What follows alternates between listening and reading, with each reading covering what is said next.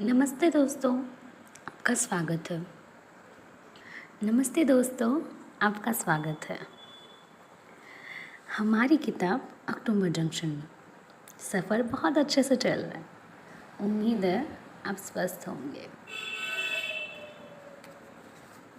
सुबह 9 अक्टूबर 2010 6 बजे 80 घाट बनारस से सुदीप 80 घाट पहुंचकर अभी भी ये समझने की कोशिश कर रहा था कि क्यों बनारस को लेकर लोग इतना एक्साइटेड रहते हैं। यह सुबह बनारस की आम सुबह जैसी ही थी। अक्टूबर की सुबह में हल्की सी नमी थी।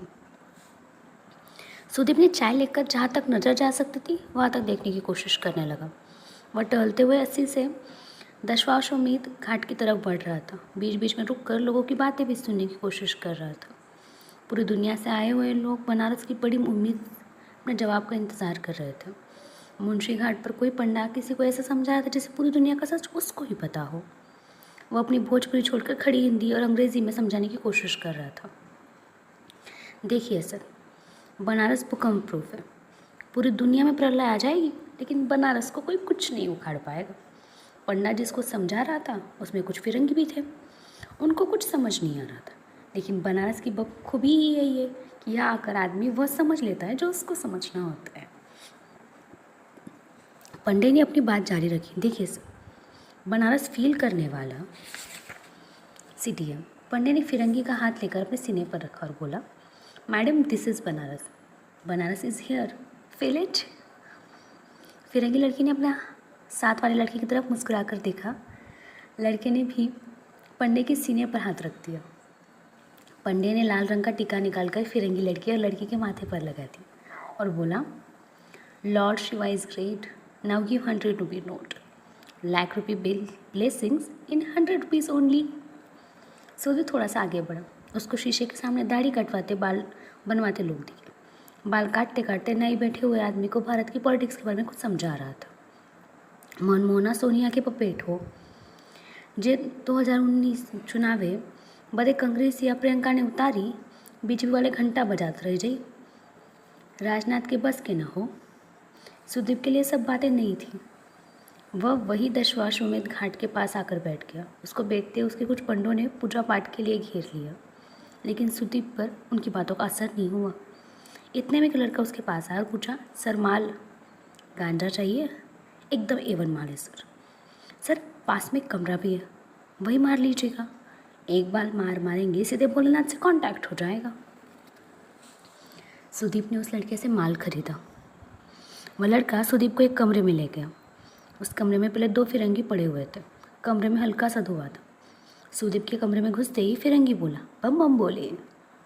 जवाब में लड़के ने जवाब दिया, जय भोलेनाथ। सुदीप के लिए सिगरेट खोलकर उस लड़के ने गांजा भरा। सुदीप ने 1-2 कश लगाए। उसकी फिरंगी से बात होने लगी। पता चला कि ये दोनों गर्लफ्रेंड बॉयफ्रेंड 1 साल के लिए घूमने निकले। इंडिया में उनका 3रा महीना था। वे यहाँ से सीधे ऋषिकेश जाने वाले। उन्होंने यह भी बताया कि 1 साल घूमने के लिए उन्होंने 2 साल तक पैसे सेव किए। अभी वे एक्सप्लोर कर रहे हैं, इसलिए वे सस्ती से सस्ती जगह रुकते हैं। फ़्लाइट के बजाय बस या ट्रेन लेते हैं। सुदीप को अभी तक सिगरेट मारने नहीं किया था। थोड़ी देर में उस पर हल्का हल्का नशा चढ़ा और चुप हो गया। अब उसको साथ में बैठे फिरंगी की बातें तो सुनाई पड़ रही थी, लेकिन समझ कुछ नहीं आ रहा था। वह उस कमरे में करीब 3 घंटे पड़ा रहा। जब वह कमरे से निकला तो पहले से बहुत हल्का महसूस कर रहा था। बहुत दिनों बाद ऐसा हुआ था कि उसे कुछ पता ही नहीं चला, वरना वह हमेशा कुछ ना कुछ सोचता ही रहता था।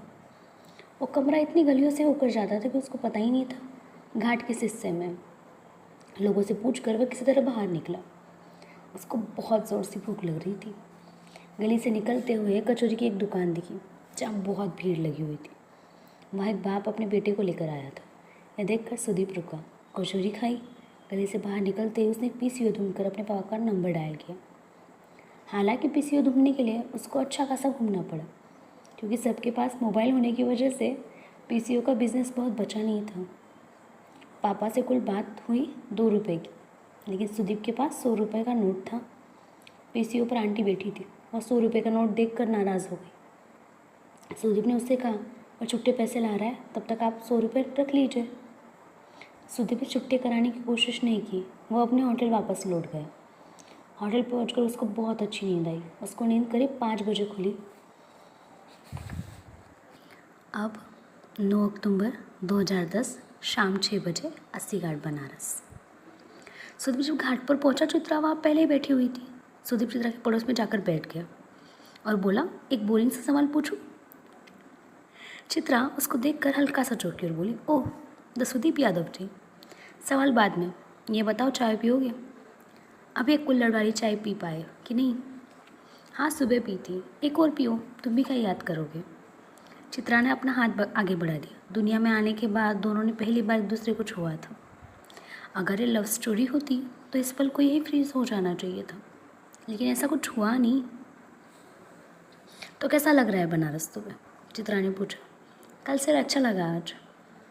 मैं पिछले 6 दिन से यहाँ हूँ, रोज़ इसी टाइम 80 घाट पर बैठती हूँ। शुरू के 3 दिन तो बहुत बोर हुई, लेकिन चौथे दिन से लगने लगा कि सब कुछ रुका हुआ यही है यहाँ। ऐसा लगने लगा कि कई साल से यहाँ हूँ। वैसे तुम्हारा बोरिंग सवाल क्या था? चित्रा ने कुल्हड़ से चाय की चुस्की लेते हुए पूछा। भूल गया। कोई बात नहीं, कोई और बोरिंग चीज़ पूछ लो। चित्रा ने चुस्की बाकायदा सुड़क कर पीते हुए कहा और दोबारा बोली, कुल्हड़ वाली चाय हो तो मज़ा सुड़क कर पीने में ही आता है। मेरा बोरिंग सवाल ये था कि कहानी मिली तुमको? अभी तो नहीं। अब तक दोनों सुड़क सुड़क कर चाय पी चुके थे। घाट पर आरती की तैयारी शुरू हो चुकी थी। घाट पर बैठे सुदीप ने पूछा, वैसे तुमको ये नहीं लग रहा कि मैं चेप हो रहा हूँ? अगर तुमको अकेले में अपनी कहानी ढूंढना हो तो तुम प्लीज़, अगर ऐसा लगेगा तो बोल दूँगी, डोंट वरी। वैसे एक बात बताओ, जिस तरह के हाई प्रोफाइल टाइप हो तुमने टेबल पर तो बात शुरू क्यों की? तुम चाहते तो आराम से अवॉइड कर सकते थे। तुम बुरा मान जाओगे। नहीं मानूंगी, बताओ। आपके हाथ में जो मुराकामी की किताब है ना, इसलिए। तुम्हें भी ये जापानी लेखक पसंद है?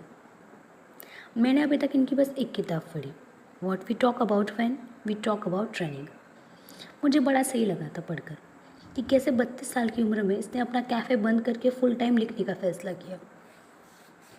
मुझे ये चीज़ बहुत सही लगती है कि कुछ साल लगा कर आप कोई चीज़ बनाओ, एकाक उसे हमेशा के लिए छोड़ दो, वो भी किसी ऐसे रास्ते के लिए जिसकी मंजिल का कोई ठिकाना ना हो। तो अपनी कंपनी छोड़कर ऐसे ही फिर शुरू से शुरू कर सकते हो। पता नहीं, लेकिन एक चीज़ है कि मैं 35 की उम्र में रिटायर होना चाहता हूँ। कायदे से चित्रा और सुदीप को घाट पर बैठकर बहुत सारी बातें करनी चाहिए थी, लेकिन ऐसा कुछ हुआ नहीं। वो सवाल जो एक दूसरे से पूछ रहे थे वो असल में हम अपने आप से पूछ रहे होते हैं। दोनों ने कुछ सवाल एक दूसरे से पूछे तो उन्होंने एक दूसरे के वही जवाब सुने जो वो सुनना चाहते थे। आरती देखते हुए दोनों शांत हो गए। करीब घंटा भर दोनों चुपचाप बैठे रहे। वे आरती वाली जगह से थोड़ा सा आगे बैठ हुए थे। उनके पैर गंगा की गीली रेत को छू रहे थे। जितना हिस्सा गीला हो रहा था उतना हिस्सा नदी का होता जा रहा था। कोई साथ बैठा हो, चुपचाप हो, चुप्पी अखरनी रही हो।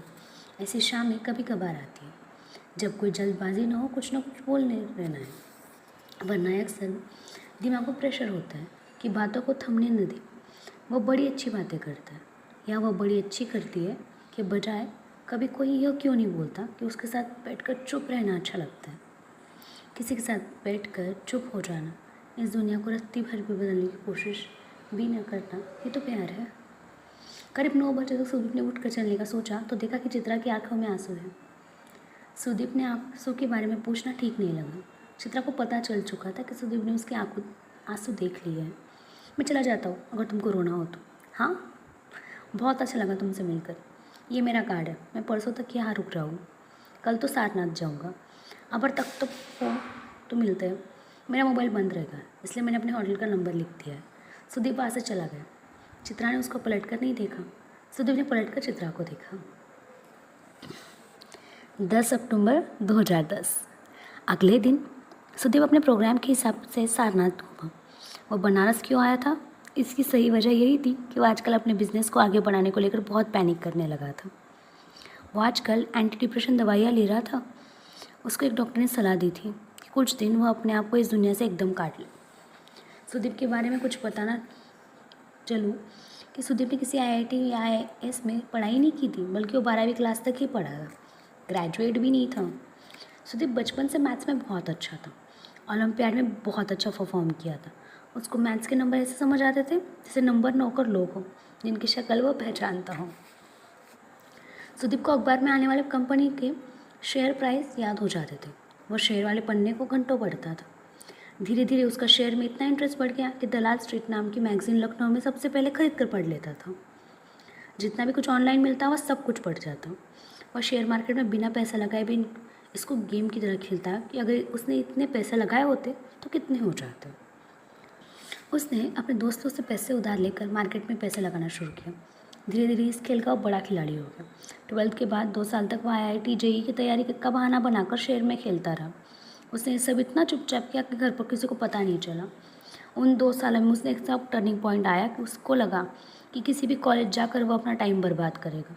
वह आगे पढ़ाई करके अपना टाइम वेस्ट नहीं करना चाहता था। जैसे ही यह बात उसने अपने घर पर रखी, उसके पापा ने उसको बात करना बंद कर दिया। सुदीप को शेर का इतना चस्का था कि उसको लगा कि लखनऊ में रहकर वह आगे नहीं पढ़ पाए। वह घर वालों को नाराज़ छोड़कर मुंबई पहुंच गया। जिस समय उसके दोस्त कुछ लाख रुपए की सालाना पैकेज की नौकरी के इंटरव्यू दे रहे थे, उस समय सुदीप कई कंपनियों में शेयर इन्वेस्ट करके करोड़ों रुपए कमा चुका था। उसने जो कुछ बनाया था उसके लिए दिन रात कोई मेहनत नहीं की थी। एक समय के बाद वह शेयर मार्केट से ऐसे कमाने से भी बोर हो गया था। वो अपना सारा धन एक जगह लाना चाहता था। उसने अपनी सेविंग के पैसे की बुक माई ट्रिप की नाम की एक कंपनी शुरू कर दी। साल 2008 में जब दुनिया में भर की कई कंपनियां बंद हुई, उसी दौरान शेयर मार्केट क्रैश कर जाने से सुदीप को करोड़ों का नुकसान भी हुआ। उसने ज़्यादातर पैसे ऐसी कंपनियों में लगाया था जो क्रैश में बिल्कुल बंद होने की कगार पर चली गई। ले देकर बुक माई ट्रिप की कंपनी जो उसका मन लगता था, इसलिए अभी बस उसी पर फोकस कर रहा था। अगर वह यह कंपनी को अगले 2-3 साल चला ले गया तो वह अपने नुकसान की भरपाई कर पाएगा। उसको पहले से दिखता था कि पूरी दुनिया और हिंदुस्तान में लोगों को ट्रैवल को लेकर बहुत उत्साह बढ़ने लगा। आने वाले कल में लोग साल भर पैसे इसलिए बचाएंगे कि खूब घूम पाए। खैर, यह तो वह सुदीप के बारे में। अब कहानी पर लौटता है।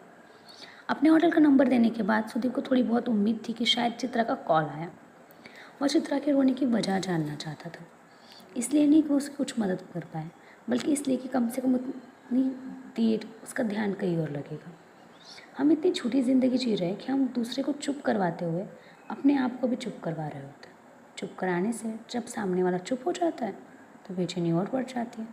हम खुद कहाँ जाकर रोए और हमें चुप कौन कराएगा। खैर, चित्रा का फ़ोन आया नहीं। सुदीप के शेड्यूल के हिसाब से बनारस में आज उसकी आखिरी शाम थी। वह जाने से पहले फिर से 80 घाट पर पहुंचा। पिज़्ज़ेरिया कैफ़े में उसने नींबू और शहद का पानी ऑर्डर किया। बैठकर घाट की तरफ होती हलचल में खोने लगा। जब थोड़ी देर बाद घाट से ध्यान हटाकर उसने कैफ़े के अंदर देखा तो चित्रा सामने वाली टेबल पर दिखी। उसने वहीं से हाथ हिलाया। चित्रा ने उसको देखा और हाथ हिलाया। सुदीप वहाँ से उठकर चित्रा की टेबल पर पहुँचा। बैठने से पहले पूछा, क्या मैं यहाँ बैठ सकता हूँ? ज़रूर। पूरा कैफ़े खाली है वैसे। यह बोलकर चित्रा हंस दी। उसकी हंसी फैलकर सामने ठहरी हुई गंगा के मैं शाम के साथ घुल गई। तो कैसा रहा तुम्हारा ब्रेक? ठीक ठाक। तुम्हारा रोना पूरा हो गया? हाँ, पूरा हो ही गया। मैं कल जा रही हूँ। मैं भी। किताब पूरी करना तो मुझे भेजना। ज़रूर। तुम क्यों रो रहे थे उस दिन घाट पर? मैं कहाँ रो रहा था? बकवास मत करो, मैं किसी से कुछ नहीं बोलूँगी। लंबी कहानी है। कल शाम 5 बजे की फ़्लाइट है मेरी। तब तक तुम बहुत टाइम है। इससे ज़्यादा लंबी कहानी थोड़ी होगी तुम्हारी, और होगी भी तो तुम्हारे लिए एक टिकट कराना कौन सा बड़ा काम है। चित्रा ने अपने पिज़्ज़ा का आखिरी पीस खाते हुए कहा। पिज़्ज़ेरिया से निकल कर थोड़ी देर घाट पर बैठे रहने के दौरान ज़्यादा कुछ बातें नहीं हुई। दोनों में किसी को ऐसा लगा भी नहीं कि बातें ख़त्म हो गई, बस इसलिए कुछ भी बोलते चले गए। करीब 1-1.5 घंटे रहने के बाद सुदीप चित्रा से अपने होटल पर रूम पर चलने के लिए पूछा। चित्रा चलने से पहले बहुत थोड़ा सा झिझकी। हालांकि सुदीप के पास टैक्सी थी, लेकिन फिर भी घाट से निकलकर दोनों ने ऑटो किया। सुदीप होटल ताज में रुका हुआ था। ऑटो वाले ने ताज सुनकर बहुत ज़्यादा पैसे मांगे। सुदीप पैसे देने के लिए तैयार हो गया, लेकिन चित्रा ने ऑटो वाले को हड़का दिया। सुदीप ने कहा, भी क्या फ़र्क पड़ता है? चित्रा बोली, अपने आराम के लिए बाकी लोगों के लिए रेट ख़राब नहीं करना चाहिए। सुदीप यह सुनकर याद करने लगा कि अभी तक ज़िंदगी में उसने कभी मोल भाव किया ही नहीं था। जब ऑटो लंका से निकल रहा था तो यूनिवर्सल बुक शॉप पर चित्रा ने ऑटो रुकवाया। दुकान के अंदर जाते ही चित्रा ने बिना एक भी मिनट गवाए मुराकामी की किताब काफ़ा ऑन द शोर खरीदी। उसके पहले पन्ने पर उसने लाल रंग की पेन से लिखा, with love, luck and light. इसके नीचे अपना ऑटोग्राफ स्टाइल में नाम लिखा, तारीख डाली 10/10/10 10 सितंबर 2010। ऑटो में बैठा ही चित्रा ने सुदीप की तरफ किताब बढ़ाई। सुदीप ने किताब में अल्टा और कहा, मेरी लाइब्रेरी में मुराकामी की सारी किताब है, तुम ये वाली रख लो, अपनी लाइब्रेरी वाली तुम मुझे भेज देना। यह कहते हुए चित्रा ने किताब का पहला पन्ना खोलकर सुदीप को दिखाया। आज 10-10-10 है। ऐसे दुनिया में कुछ हिस्सों में माना जाता है कि आज का दिन शादी के लिए बहुत लकी होता है। सुदीप ने कहा, तुम मानते हो ये सब? चित्रा ने किताब बंद करके सुदीप के हाथों में थमाते हुए कहा, कभी कभी। मेरी तो शादी हो चुकी है, पहले पता होता तो आज के दिन ही शादी करती। चित्रा ने ऑटो वाले को चलने के लिए इशारा करते हुए कहा। सुदीप को शादी वाली बात से जितना चौंकना चाहिए था उससे थोड़ा कम चौंका। यहाँ पर चित्रा के बारे में यह बताना ज़रूरी हो जाता है कि चित्रा ने आधी बात ही बताई सुदीप को कि उसकी शादी हो चुकी है। चित्रा की शादी के बाद डिवोर्स हो चुका था, वो भी 2 साल पहले। वह बनारस किसी कविता के इवेंट के लिए नहीं आई थी, बल्कि अपनी मैरिज एनिवर्सरी के दिन वो उस शहर में नहीं रह पाती थी। पति सही में कोई बुरा नहीं था उसका, बस कुछ लोगों के साथ नहीं मामला सेट हो पाता तो नहीं हुआ। चित्रा और उसका पति दोनों कॉलेज में साथ में थे। उनकी लव स्टोरी थी। उनकी लव मैरिज हुई थी। चित्रा ने एक नॉर्मल सॉफ्टवेयर कंपनी में 2 साल नौकरी की भी की थी। और वैसे भी दुनिया में डिवोर्स होना कोई बड़ी बात नहीं, डिवोर्स न होना ज़्यादा बड़ी बात है। चित्रा बचपन से भी कुछ ना कुछ लिखने का शौकीन थी। चित्रा का कोई भी ऐसा दोस्त नहीं था जिसके साथ उसके संबंध अच्छे रहे हो। वह कभी ना कभी किसी न किसी बात पर लड़ लेती थी।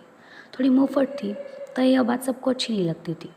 चित्रा को सब कुछ चाहिए था, नाम और पैसा, जिसके लिए वो बहुत ज़्यादा मेहनत नहीं करना चाहती थी।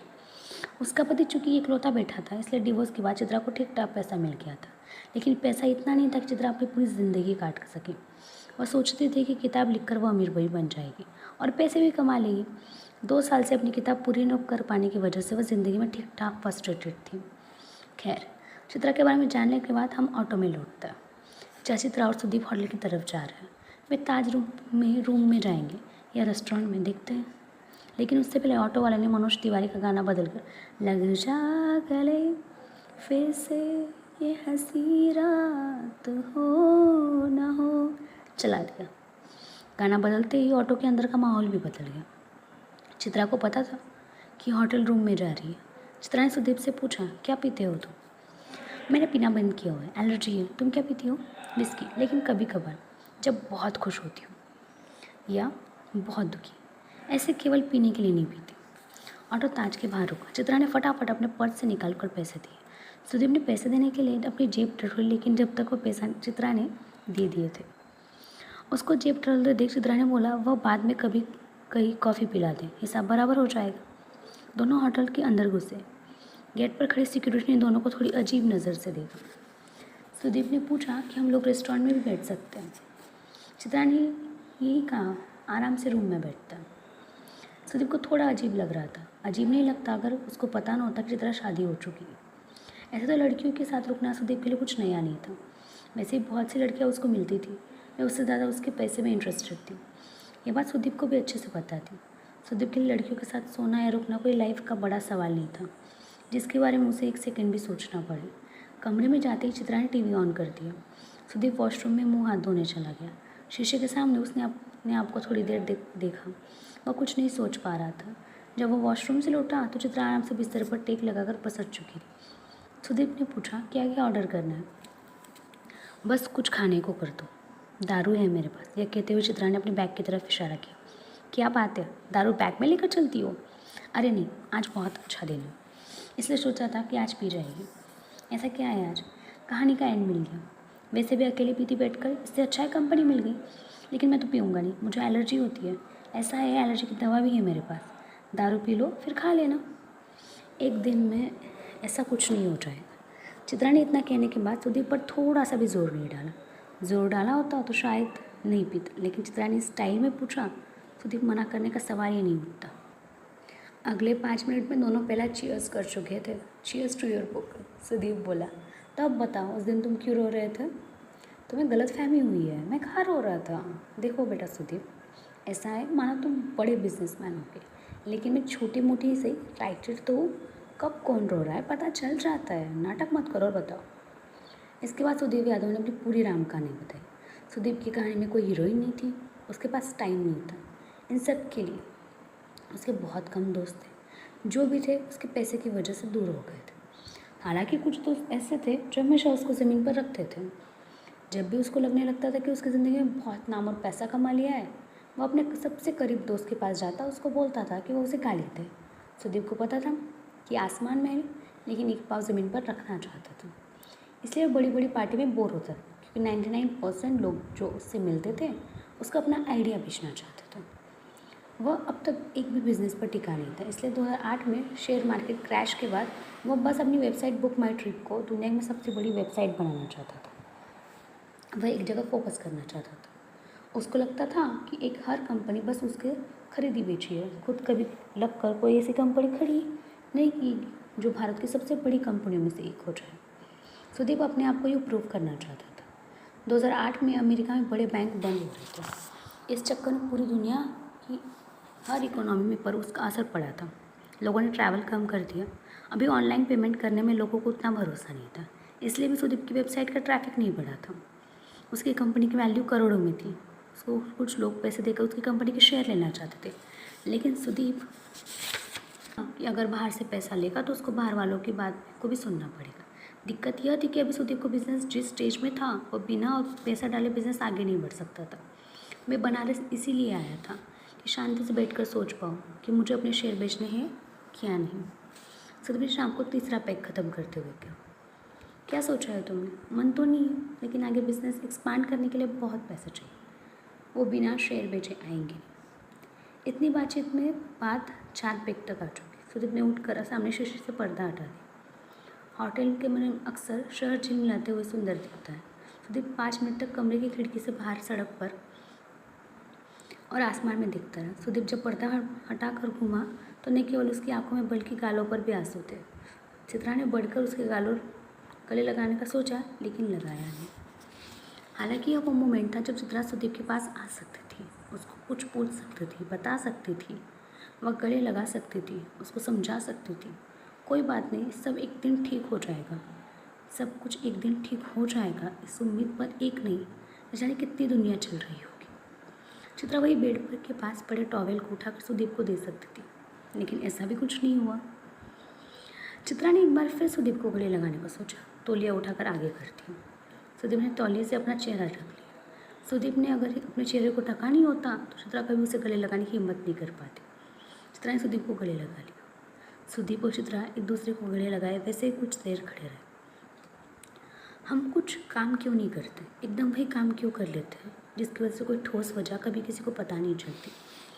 एकदम हमारे अंदर वो कौन है जो बोल देता है कि रुको मत, आगे बढ़ो, कुछ नहीं होगा। हमारे अंदर वो कौन है जिसको हम बिल्कुल भी नहीं जानते। इसलिए शायद कहा जाता है कि हमारे हाथ में कुछ भी नहीं है। हम सब लोग पहले से प्रोग्राम किए हुए वीडियो गेम्स का हिस्सा है, जो चाहे गेम जीते या हारे, एक दिन बोर होकर कोई हम पावर सप्लाई बंद कर देगा। इसके बाद बहुत देर तक संदीप चुप नहीं हुआ। वह फफक फफक कर बच्चों जैसा रोता रहा। आस पास देखकर पता ही नहीं चलता कौन कितने आंसू लेकर भटक रहा है।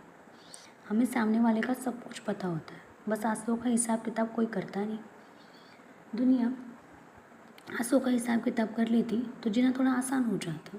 चित्रा ने सुदीप को चुप करवाने की कोशिश बिल्कुल भी नहीं की। चित्रा की आंखों में भी आंसू थे, लेकिन वो ज़ोर से रोना नहीं चाहती थी। सुदीप की रोने की वजह से चित्रा का गला भी भीग चुका था। रोते हुए सुदीप की नाक ऐसे बह रही थी जैसे सबकी बहती है। सुदीप को रोने के कुछ देर बाद एहसास हुआ कि वह ऐसे क्यों रो रहा है। कहानी में हीरो के रोने की कहानी कमज़ोर पड़ती, नहीं तो हीरो। मैंने पहले ही बता दिया था, इस कहानी में हीरो में वो सारी कमियाँ हैं जो सब में होती है। वह अपनी ज़िंदगी में सब कुछ ठीक होने के बाद भी परेशान है। सुदीप अगर यहाँ नहीं रोता तो चित्रा उसे गले लगाती। चित्रा अगर उसे गले लगाती तो उसके गले से लेकर उसका टॉप तक नहीं भीगता। अगर ये सब नहीं होता तो चित्रा और सुदीप एकदम से इतने पास नहीं आया होता।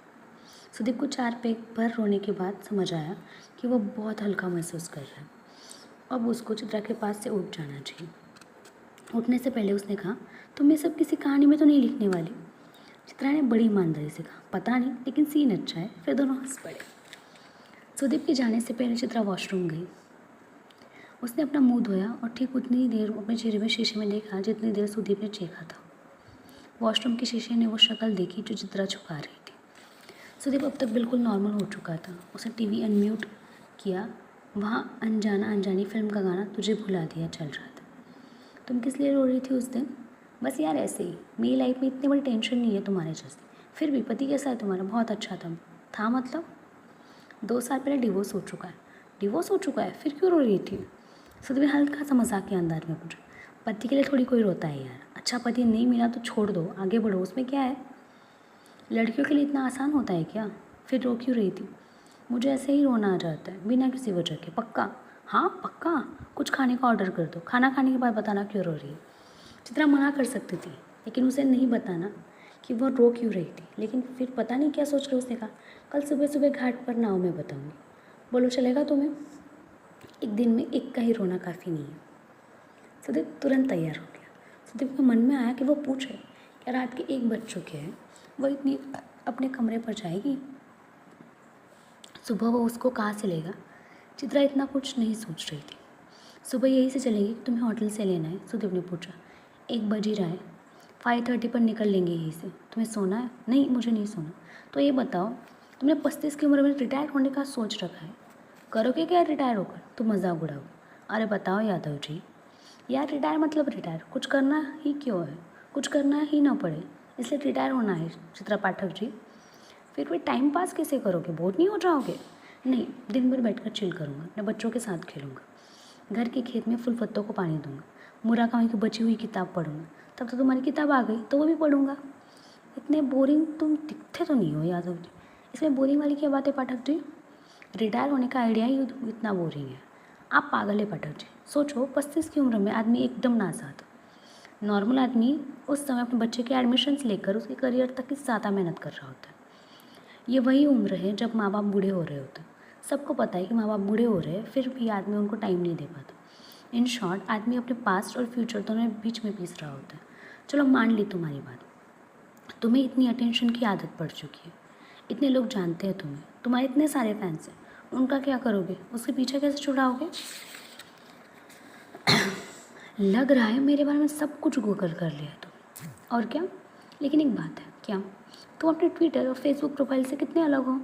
हर आदमी अपने फेसबुक प्रोफाइल से बहुत अलग होता है। खैर तुम्हारी रिटायरमेंट की बात ही हो रही थी, इतने पॉपुलर हो तुम, उसका क्या करोगे? तुम्हें सुनकर अजीब लगेगा लेकिन मैं चाहता हूँ कि मैं मरूँ तो किसी को पता ना चले, कोई शोर न मचे, कोई न रोए, सोशल मीडिया पर मेरी तारीफ के लंबे लंबे पोस्ट न लिखे जाए, ना ही कोई मेरी फ़ोटो शेयर करके मेरे बारे में कोई कहानी सुनाए। मरने की इतनी सारी बातें कर रहे हो, मरने से पहले कोई आखिरी इच्छा हो तो वो भी बता दो। मैं ना कभी बूढ़ी होने वाली हूँ, ना ही कभी मरने वाली हूँ। चित्रा ने यह सुन कहते हुए सुदीप के कंधे पर सर रख लिया और दोबारा बोली, मुझे मरने की बात से डर लगता है। आई होप मैं सिर रखने से तुम्हें कोई दिक्कत नहीं। सुदीप ने हाँ या ना कुछ भी जवाब नहीं दिया। सुबह 5 बजे का अलार्म लगा दो, अलार्म के लिए मोबाइल खोलना पड़ेगा, रिसेप्शन पर बोल देता हूँ। इन सब बातों में करीब 2:45 बज चुके थे। चित्रा की आंखों में नींद नहीं थी, सुदीप की आंखों में नींद ही नींद थी। कल जब तुम बहुत बड़ी राइटर हो जाओगी, तुमसे किताब लॉन्च करवाऊंगी। तुम्हारे सोशल मीडिया पर इतने फॉलोवर है कि 5% भी किताब खरीद लेंगे तो मेरी किताब बेस्ट सेलर बन जाएगी। किताब प्रमोट करने में नाटक तो नहीं करोगे? चित्रा को ये एहसास ही नहीं था कि सुदीप सो चुका है। उसने अपना मोबाइल खोला, अपनी और सुदीप की एक फ़ोटो खींची। फ़ोटो को 1-2 बार देखा, फ़ोटो डिलीट की और सोने की कोशिश करने लगी। फ़ोटो खींचकर उसको 5 सेकंड बाद डिलीट कर देने के पीछे क्या वजह होती है कि यह कहना मुश्किल है। कम से कम यह बात कहानी लिखते हुए मुझे समझ नहीं है कि चित्रा ने ऐसा क्यों किया होगा। चित्रा अपनी ज़िंदगी में जितना सुलझी हुई थी उस हिसाब से तो उसे फ़ोटो ही नहीं खींचने चाहिए थे। वह कोई कॉलेज की लड़की तो थी नहीं जिसके मन में दुनिया को लेकर कोई कड़वाहट ना हो। खैर कुछ बातें जो मुझे समझ नहीं आई, मैं उसको वैसे ही इसलिए लिख रहा हूँ कि शायद पढ़ने वाले अपने हिसाब से कहानी आगे घटा बढ़ा लेंगे। मुझे बस इतना पता है कि हर कहानी को ख़त्म करने के कई मौके आते हैं, लेकिन कभी किरदार तो कभी लेखक की ज़िद के आगे वो मौके फ्रीज़ हो जाता है। किसी पल को फ्रीज़ कर लेने की नाकाम कोशिश होती रहनी चाहिए, क्योंकि हमें क्या बचाना था और क्या गंवाना था यह बात आखिर से पहले समझ ही नहीं आती। वह फ़ोटो डिलीट करने के बाद भी फ़ोल्डर में थी। चित्रा ने उस फ़ोटो को डिलीट वाले फ़ोल्डर से दोबारा डिलीट करके उस फ्रीज़ मोमेंट को आज़ाद कर दिया। कितना खूबसूरत सफ़र था ना ये आज का। उम्मीद करती हूँ आपको सुन के मज़ा आया होगा। ऐसे ही मज़ेदार सफ़र में मेरे साथ जुड़ने के लिए लाइक शेयर एंड सब्सक्राइब। दिल से धन्यवाद।